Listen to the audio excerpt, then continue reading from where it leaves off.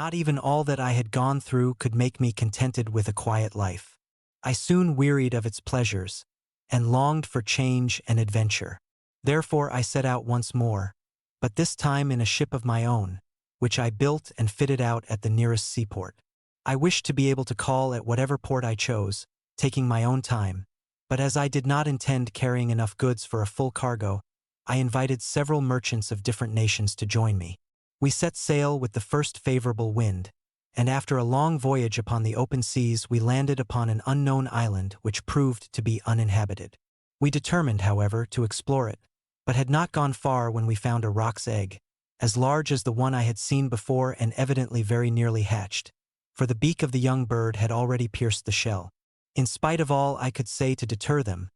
the merchants who were with me fell upon it with their hatchets, breaking the shell and killing the young roc. Then, lighting a fire upon the ground, they hacked morsels from the bird, and proceeded to roast them while I stood by aghast. Scarcely had they finished their ill-omened repast, when the air above us was darkened by two mighty shadows. The captain of my ship, knowing by experience what this meant, cried out to us that the parent birds were coming, and urged us to get on board with all speed. This we did, and the sails were hoisted, but before we had made any way the rocs reached their despoiled nest and hovered about it, uttering frightful cries when they discovered the mangled remains of their young one. For a moment we lost sight of them, and were flattering ourselves that we had escaped, when they reappeared and soared into the air directly over our vessel, and we saw that each held in its claws an immense roc ready to crush us. There was a moment of breathless suspense. Then one bird loosed its hold and the huge block of stone hurtled through the air, but thanks to the presence of mind of the helmsman, who turned our ship violently in another direction, it fell into the sea close beside us, cleaving it asunder till we could nearly see the bottom. We had hardly time to draw a breath of relief before the other roc fell with a mighty crash right in the midst of our luckless vessel, smashing it into 1,000 fragments, and crushing, or hurling into the sea, passengers and crew. I myself went down with the rest, but had the good fortune to rise unhurt, and by holding on to a piece of driftwood with one hand and swimming with the other I kept myself afloat and was presently washed up by the tide on to an island. Its shores were steep and rocky, but I scrambled up safely and threw myself down to rest upon the green turf. When I had somewhat recovered I began to examine the spot in which I found myself, and truly it seemed to me that I had reached a garden of delights. There were trees everywhere, and they were laden with flowers and fruit, while a crystal stream wandered in and out under their shadow. When night came I slept sweetly in a cozy nook, though the remembrance that I was alone in a strange land made me sometimes start up and look around me in alarm, and then I wished heartily that I had stayed at home at ease. However, the morning sunlight restored my courage, and I once more wandered among the trees, but always with some anxiety as to what I might see next. I had penetrated some distance into the island when I saw an old man bent and feeble sitting upon the river bank, and at first I took him to be some shipwrecked mariner like myself. Going up to him I greeted him in a friendly way, but he only nodded his head at me in reply. I then asked what he did there, and he made signs to me that he wished to get across the river to gather some fruit, and seemed to beg me to carry him on my back. Pitying his age and feebleness, I took him up, and wading across the stream I bent down that he might more easily reach the bank, and bade him get down. But instead of allowing himself to be set upon his feet, even now it makes me laugh to think of it, this creature who had seemed to me so decrepit leaped nimbly upon my shoulders, and hooking his legs round my neck gripped me so tightly that I was well nigh choked, and so overcome with terror that I fell insensible to the ground. When I recovered my enemy was still in his place, though he had released his hold enough to allow me breathing space, and seeing me revive he prodded me adroitly first with one foot and then with the other, until I was forced to get up and stagger about with him under the trees while he gathered and ate the choicest fruits. This went on all day, and even at night, when I threw myself down half dead with weariness, the terrible old man held on tight to my neck, nor did he fail to greet the first glimmer of morning light by drumming upon me with his heels, until I perforce awoke and resumed my dreary march with rage and bitterness in my heart.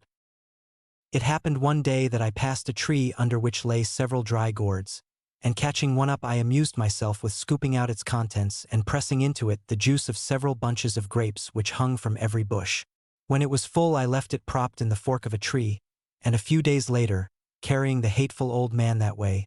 I snatched at my gourd as I passed it and had the satisfaction of a draught of excellent wine so good and refreshing that I even forgot my detestable burden, and began to sing and caper. The old monster was not slow to perceive the effect which my draught had produced and that I carried him more lightly than usual. So he stretched out his skinny hand and seizing the gourd first tasted its contents cautiously,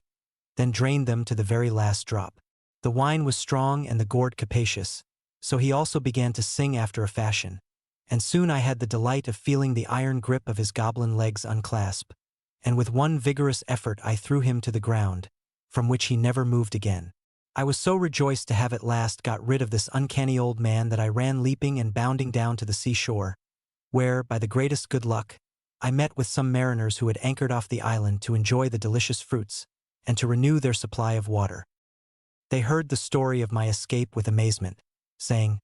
"You fell into the hands of the old man of the sea, and it is a mercy that he did not strangle you as he has everyone else upon whose shoulders he has managed to perch himself. This island is well known as the scene of his evil deeds,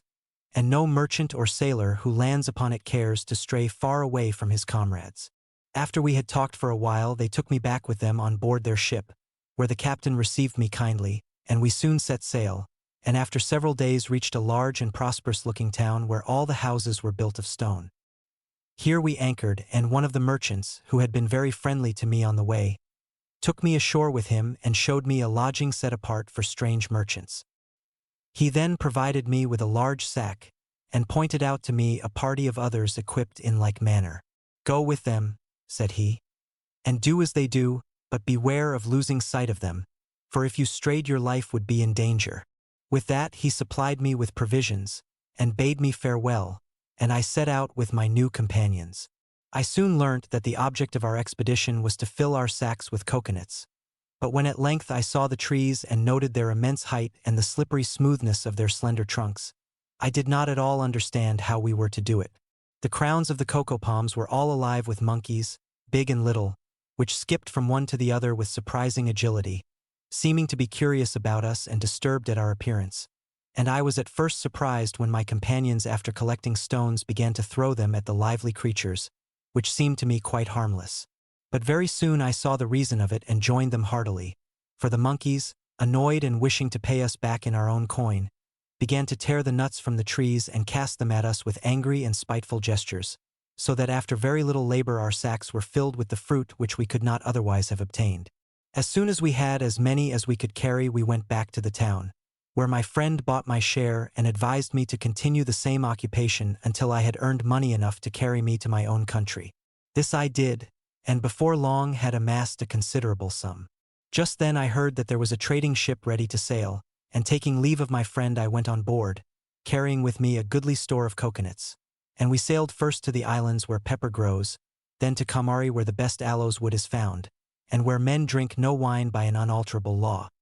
Here I exchanged my nuts for pepper and good aloes wood, and went a-fishing for pearls with some of the other merchants, and my divers were so lucky that very soon I had an immense number, and those very large and perfect. With all these treasures I came joyfully back to Baghdad, where I disposed of them for large sums of money, of which I did not fail as before to give the 10th part to the poor, and after that I rested from my labors and comforted myself with all the pleasures that my riches could give me. Having thus ended his story, Sinbad ordered that 100 sequins should be given to Hindbad, and the guests then withdrew. But after the next day's feast he began the account of his sixth voyage as follows.